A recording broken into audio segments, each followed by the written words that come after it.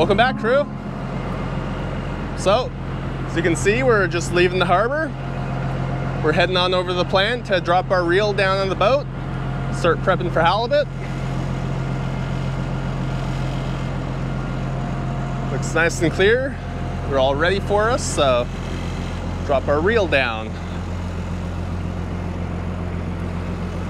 So, as you can see, it's a nice cloudy, misty day. Nice and cool. We're mid-June now, so the weather patterns are definitely kind of reaching that summertime. Our sunny days have been probably mid-60s. Anything above 70, we kind of start getting uncomfortable, so days like this aren't too bad.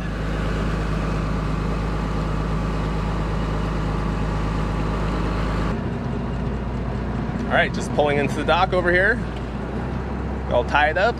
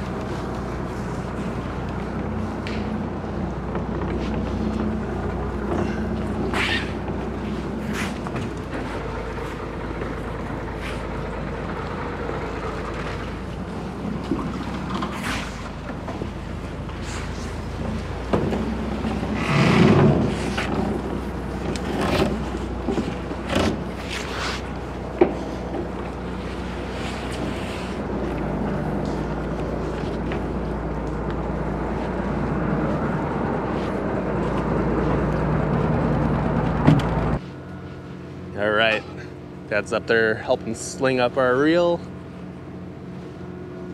Drop her on down. Right here.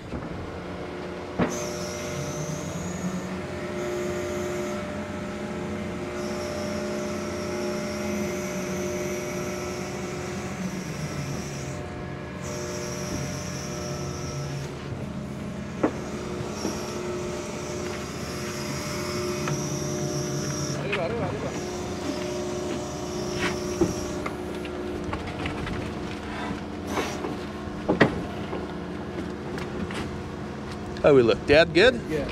Good? Yep. Yep. Perfect.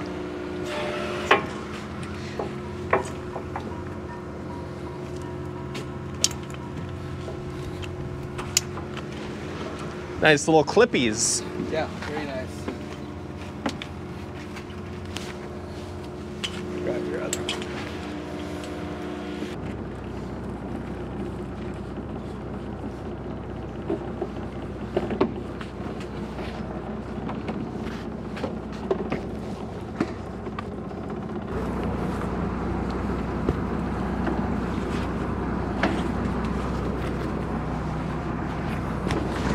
Clear.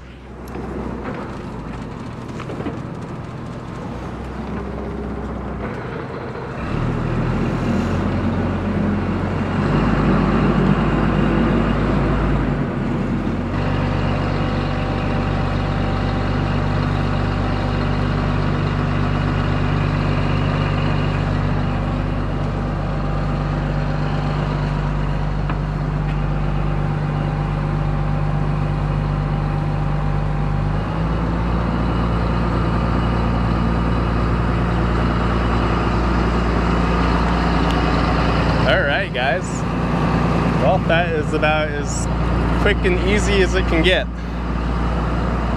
So head on back to our parking spot and yeah, start getting our stuff hooked up here.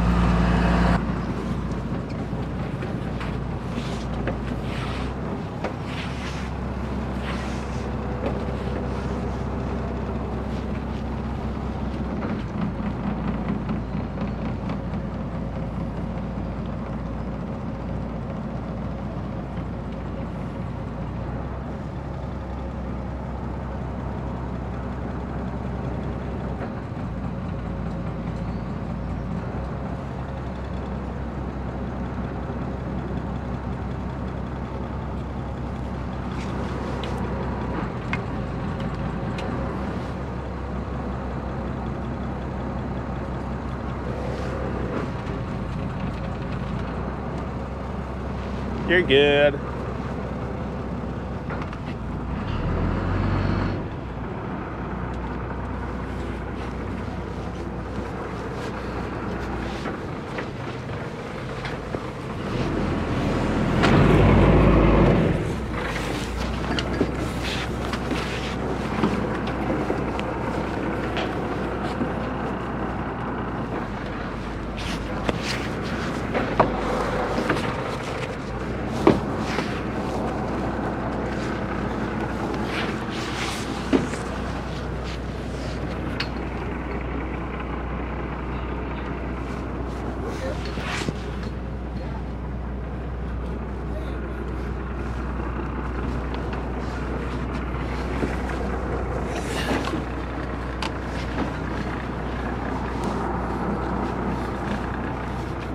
Nicely done.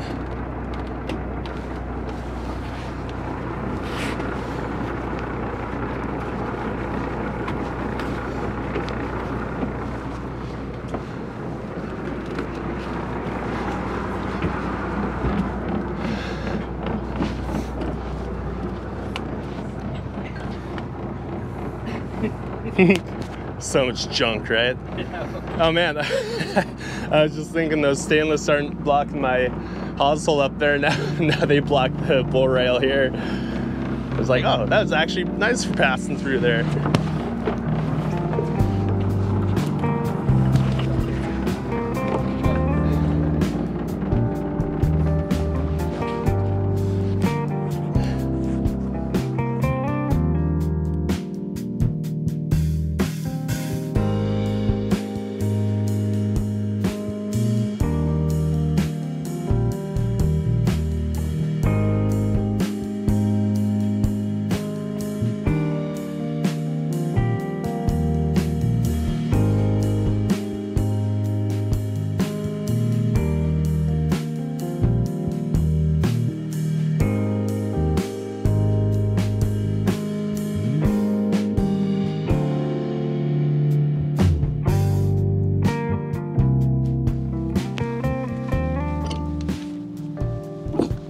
Okay, quick modification to the snatch block. This is what we use to redirect our line from pulling on the side to winding it on the reel. And so we're moving this. That's one of the first things that we're gonna do. We got a couple of little changes that we're gonna make and some modifications here. One thing that we're not changing is our deck layout. It is staying how it was before. So previously we just grabbed this well, I don't even know what it's called, this bracket, I guess, went around the mast right here, and we just had the hook through there. It worked okay. One of the downfalls is it was kind of high, so if you needed to run inside and check like the depth or position or anything, you either had to kind of go under it or go over it, kind of uncomfortable. Probably the biggest problem though is that as this reel fills up, the angle of this line changes in relation to that pulley, and it was just a little too high, so it was likened to ride up off of that and cut into here, cut into the side of the bracket. So we just filled that back up with the TIG, and it's good to go again. But we're gonna go ahead and get this down lower and a little more to the side. So we needed to cut off that hook, and now we can just come in with a couple of shackles instead.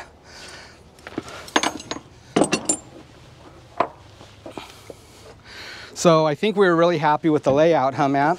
Yeah, we're pretty happy with the flow and everything. It just it might look a little awkward on camera, but it just works better for us. I think the biggest part that looks awkward is actually bringing the fish on board, and that's still just kind of getting used to hauling off the side. I mean, we've been hauling off the stern for like a decade or more, actually like 15 years, and so we're pretty used to it back there. So you just kind of gotta like build some new muscle memory on that. And part of it too is that the block was positioned back a little too far. it was just easy enough to put it off our davit for our crab to begin with and actually kind of do a proof of concept, make sure that we were going to be happy with that setup.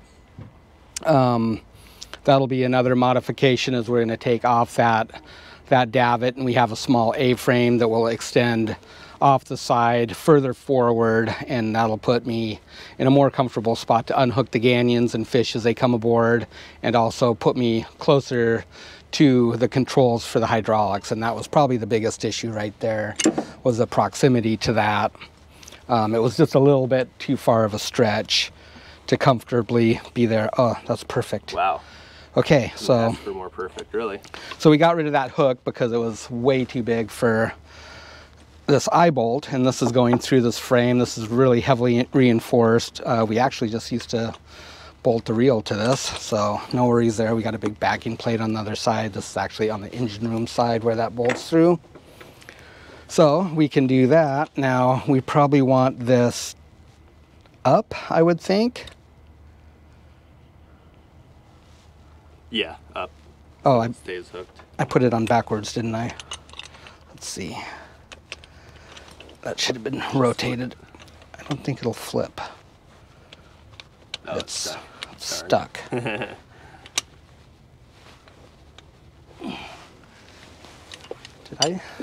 I use those on that? Or did I just tighten it up? Must have just got jammed. So I had this on backwards. This hook would not hold like that.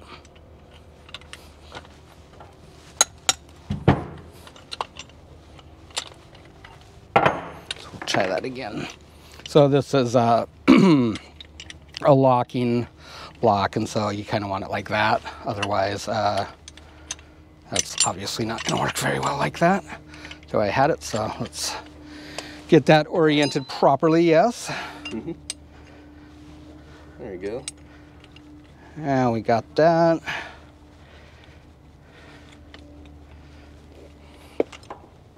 So yeah, this will be down nice and low, so this will be easy to step over now.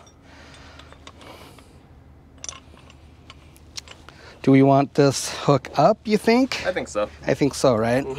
Because that'll keep the latch from flopping down. Right.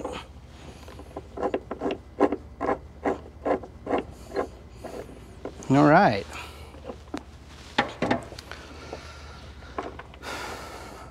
So you could use just a closed one, or you could have one of these that opens up. It's kind of nice to be able to open it and put your line in there without having to feed it through the end. Other way. Flip your line.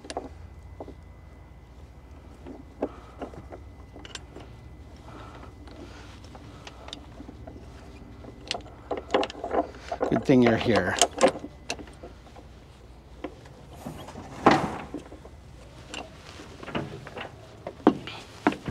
Okay, I think that'll work good. We'll go ahead and test it out here. So yeah, one of the other things that I was saying that we're gonna do is change the orientation of this. So we're gonna take this davit and block off, and we've got an A-frame that fits right into this socket right here. We reuse this bracket for it. And right now it's oriented like this. We're gonna flip it over, so then our block will be up a little bit higher and right over in here somewhere. So that's gonna put me in a more user-friendly position. Throttle's right here. Before, even with this down, I was kind of back here. So like if I had to stop the reel kind of quickly, or it caught me off guard or something, it's actually like a step over to grab this. But I'm kind of used to just having it like my hand on it right here, and then my steering here. So it's gonna be more comfortable in that regard. The line should just go right past my head, down to that block, redirected back up to the reel. Generally speaking, and almost, 99 times out of 100, your line's gonna part down in the water, wherever it's chafing on a rock or whatever. So you're not gonna get a bunch of, explosive snapback. That's usually what happens on here. I don't think we've ever actually parted it above the water on deck, unless there was a spot that was, you know, just like really chafed or something. This will be a bit better now because I can just step over here out of the way, and you know, when it gets tight and you've tried to spin around on it and untangle it, and you've given up and you're just to the point where you're going to break it off, then you just stand back and let her go. You know, crank her up and it's going to break. So a guy can just stand back and kind of get out of the way, and it is what it is. Hopefully that doesn't happen much, but it is a lot different fishing up shallow. It is a lot more snaggy, but I enjoy it. Right? Yeah. Alrighty, well, we got a shot of line down on the dock that was broke off last year. Matt spliced it up. It's ready to go back on the reel, so I guess we'll start there by winding that on. I'll fire up and hit the hydros here. All right, the old girl fires right up. She's ready to rumble. Us too. I think we got project fatigue. We've had it for a while. Yeah, we're ready for a good fishing vacation. At some point, we'll probably put a little fair lead roller on there or something, but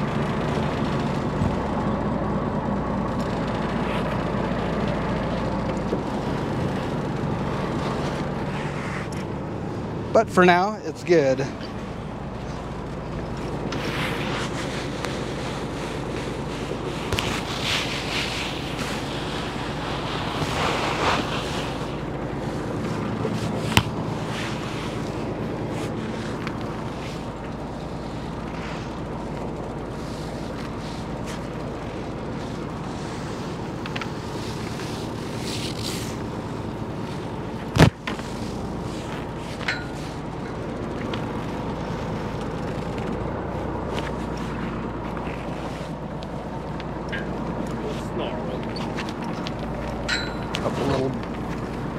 Grab some coils there.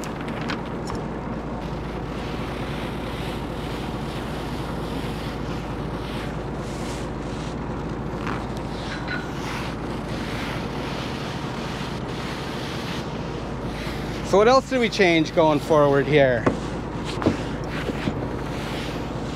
Some of you guys might also notice our tubs of hooks here are not our typical green leader ones.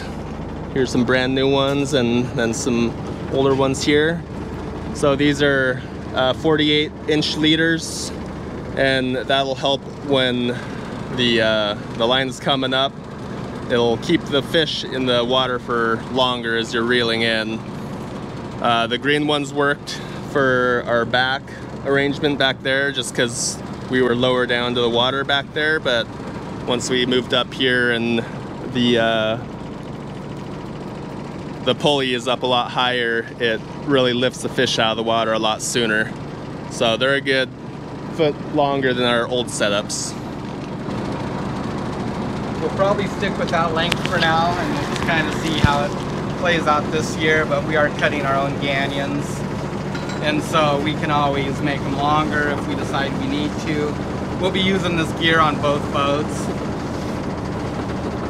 So we've had these hooks for quite a long time, actually. It's with ones we had when we first started longlining, and I'm glad that we didn't sell them and that we still have them, because now they're going to get used again. And so this is also one size larger hook, so these are 16-aught hooks, or size 16s. The others we were using were 15s, so they're slightly larger, which is also better for larger fish when you're fishing up shallow. Longer leader gives them some room to move around a little bit more too, which is helpful, especially if there's some sand fleas in the area. They can move around a little bit more and they're not pinned down so much, and so that should help reduce that mortality from sand fleas. We really don't have too much of a problem with that because we don't haul that gear at night. We don't let it soak overnight. But sometimes in the early morning when you set, you can get a few fleas on the line.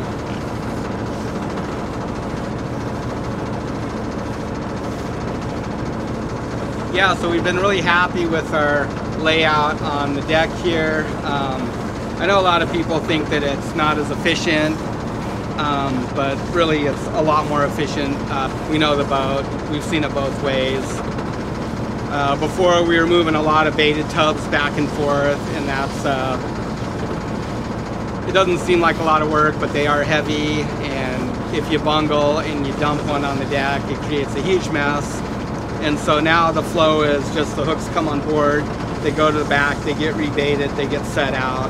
Before we're bringing them all on the back, we'd rebait them, we'd put them up forward to store them out of the way, the baited tubs or baited hooks in the tubs, and then we'd have to haul them back there to set them. The way the reel was positioned up here and kind of where Matt is setting or standing right now is where we would put all those hook tubs or baited tubs, and it restricted access to this front hold right here. And it also, we're always climbing over all that stuff to get to like our deck pump and stuff, which is kind of annoying because that's how we hose down at the end of the day or in between sets. And so there's a lot of little things like that. Yeah, like our pre-cut bait totes and stuff would be all stored on our ice storage here, so we'd have to move that out of the way in order to ice our fish. And same thing, like Dad was saying, the baited tubs would go there. Sometimes there'd be like excess totes and whatnot up here, so it was kind of just a big mess all the time. Yeah, you really don't see it very much just because we didn't really show it that much, but there was a lot of shuffling going on. Yeah.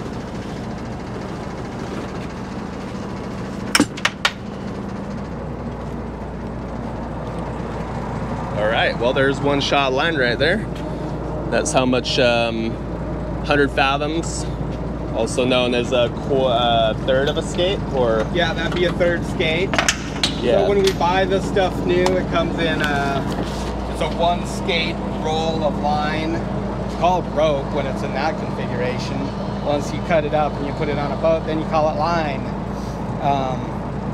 So yeah, it comes as a 1,800 foot coil, and we cut it into 3 pieces. Those become third skates, 100 fathoms each or 600 feet each. So 1,800 foot in round form, 600 foot chopped up. We do it in shots like that so we can make our sets however long we want to, basically, you know, within 100 fathoms or 600 foot. And we use C-links to achieve that, so you just simply have 2 links, snap them on and off. They got that cut right there. You put the other one in that way. And so if you want to make a 2-tub set, you can make a 2-tub set. That's what we call our shots, is tubs.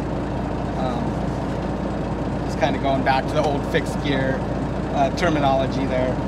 So that works real good. So other than that, not a whole lot of stuff to do. Got one little repair. Looks like we got some damage on our level wind bar here. Not a big deal. This was a butt weld right there, and I ground it off flush, I think, because at the time we didn't know that, we thought this would go over further, so we can carve that out, weld it up, no big deal. I think other than that, that was our other thing that needed to be fixed. Yeah. This redirect over here should make a big difference. Be a lot easier to step over this now. A lot of times we run inside to check the depth. You know, when you get into some fish, you want to, if you're kind of in some hilly stuff and you're up and down on the bottom, you want to know what depth you got those fish in, or to take a look at the chart and see where you're at. So it'll be nice not having to go underneath. Yeah, I remember my knife kept hooking on the line. That's super annoying. I might have broke one too. Yep. Which is irritating. Yeah, so I think we're in pretty good shape here. All right, guys, so we'll go ahead and break down this crab davit here. Got our ram and just a double bank valve here. I guess we'll just have to put a couple of plugs in those 2 ports, or just loop a hose. We also have a single bank over there if we want to just switch it out. Either way, we'll figure that out. But first off, we'll drop this ram down, empty out the cylinder, so when we take it off, it's not all extended and annoying. Yep. Yeah, we'll go ahead and we'll get this down, drop this ram off of it, and then we'll have to do a little bit of work on the one at home. It's not a real big deal. Good. Cool. So we'll get this thing disconnected, huh? Yeah.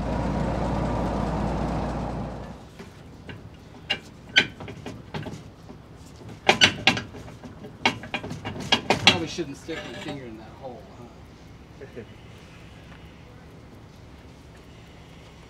you want to hold that, I'll just break it.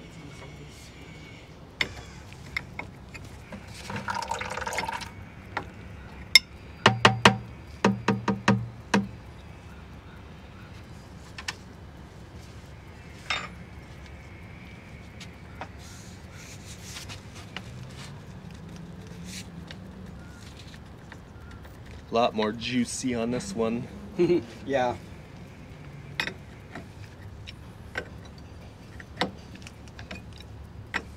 Yeah, that's the nice thing about JIC though, is that it's just a really clean interface.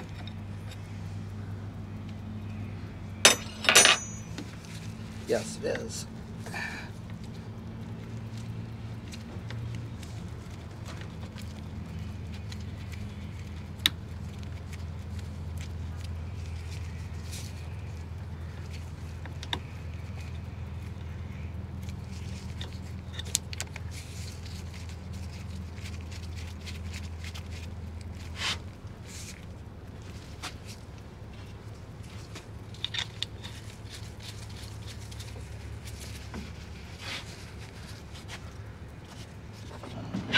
There you go.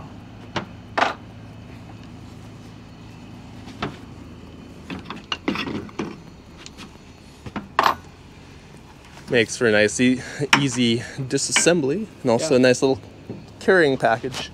Kind of like a little suitcase. Yeah. Well, that's the other thing too. They'll kind of open up this area for you. Yeah, it does. Make it easier. I think it'll be better. Need a little hammer, tapper. Boy, they look like they're glued in there. Fun.